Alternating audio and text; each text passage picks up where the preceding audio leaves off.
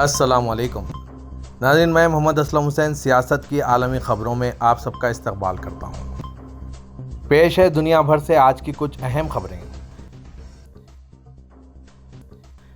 طوفانی بارشوں اور سیلاب نے پاکستان میں کراچی سے لے کر گلگت بلتستان تک ہر طرف تباہی مچا رکھی ہے۔ بڑے پیمانے پر جانی و مالی نقصان کے ساتھ لاکھوں ایکڑ پر کھڑی فصلیں تباہ ہو گئی ہے۔ عوام کھلے مقامات پر زندگی گزارنے پر مجبور ہو گئے ہیں، جبکہ ہیضہ اور پیٹ کی تکلیف سمیت کئی قسم کی بیماریاں بھی جنم لینے لگی ہے۔ نوشہرہ کے علاقے خشکی پایہ میں دریائے کابل کی حفاظتی پشتے ٹوٹنے سے پانی قریبی گھروں میں داخل ہو گیا، جس کے باعث خشکی پایہ کے رہائشی گھروں کو چھوڑ کر محفوظ مقامات پر منتقل ہو گئے ہیں۔ دیامر میں وقفے سے بارش کا سلسلہ جاری ہے۔ بارش اور سیلاب کا پانی سڑکوں اور کھیتوں میں کھڑا ہونے سے مکانات اور فصلوں کو نقصان پہنچا ہے۔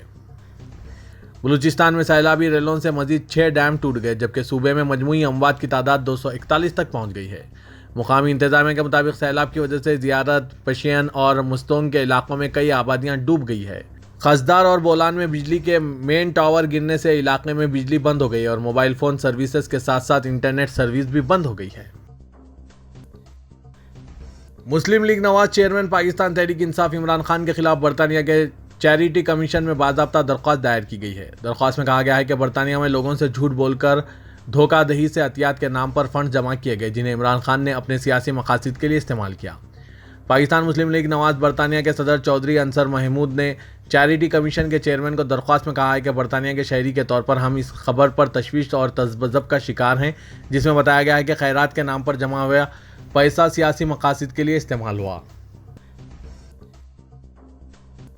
دبئی میں پاکستانی قونصل خانے کا بین الاقوامی ڈونرز سے سیلاب زدگان کے لیے امدادی فنڈ میں مدد کرنے کا مطالبہ کیا ہے۔ پاکستان کے قونصلیٹ جنرل نے بیرون ملک مقیم عطیہ دہندگان سے مطالبہ کیا ہے کہ وہ پاکستان میں طوفانی بارشوں اور سیلاب سے متاثر ہوئے لاکھوں افراد کو ریلیف فنڈز فراہم کرتے ہوئے اپنے شہریوں کی مدد کریں۔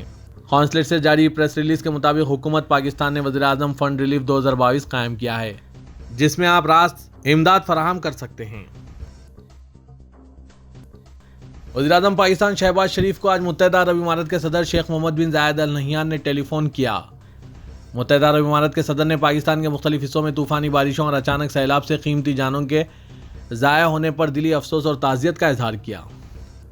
وزیر اعظم آفس سے جاری اعلامیہ کے مطابق دوران گفتگو شیخ محمد بن زاید ال نہیان نے اس مشکل وقت میں پاکستانی عوام کے ساتھ مکمل یکجہتی کا اظہار کیا اور تمام زخمیوں کی جلد صحت یابی کی خواہش کی۔ سعودی عرب نے سیلاب سے سینکڑوں افراد کی ہلاکتوں اور نقصانات پر پاکستان کے ساتھ اظہار یکجہتی کرتے ہوئے افسوس اور دکھ کا اظہار کیا۔ ہفتے کو سعودی وزارت خارجہ کی جانب سے ایک بیان میں کہا گیا ہے کہ مملکت نے سیلاب میں مرنے والوں کے اہل خانہ سے دلی تعزیت کی ہے اور زخمیوں کی جلد صحت یابی کے لیے نیک خواہشات ظاہر کی ہے۔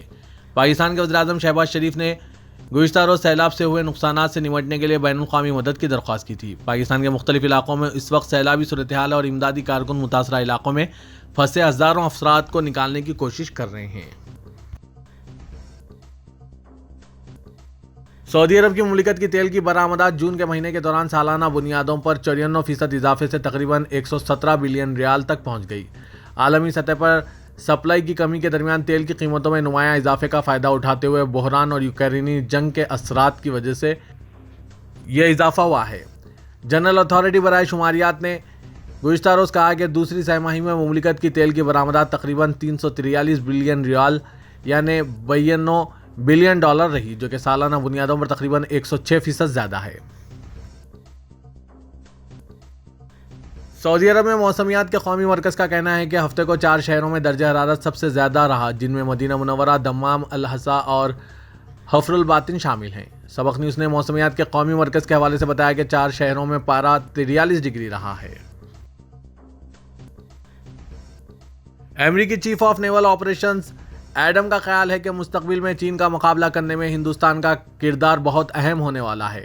انہوں نے ہفتے کو کہا کہ ہندوستان اس لیے مستقبل میں امریکہ کا اہم پارٹنر رہے گا۔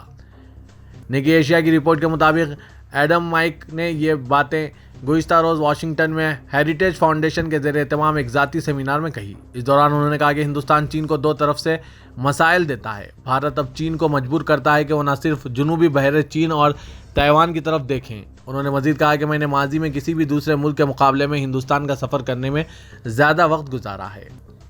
اس لیے بھی کہ امریکہ نے مستقبل میں ہندوستان کو اپنے لیے ایک اسٹریٹجک پارٹنر کے طور پر دیکھنا شروع کر دیا ہے۔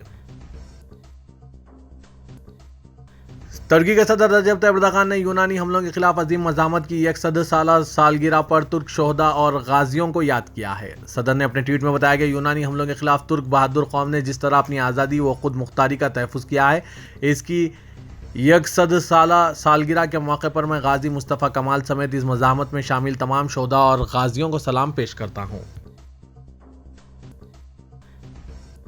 ہندوستان میں حکمراں جماعت بی جے پی کے قومی سربراہ جے پی نڈا نے ہفتے کو ریاست تلنگانہ کے چیف منسٹر کے چندر شیکھر راؤ کو نیا نظام قرار دیا اور کہا کہ چیف منسٹر کے طور پر ان کے دن بہت زیادہ ہو گئے ہیں۔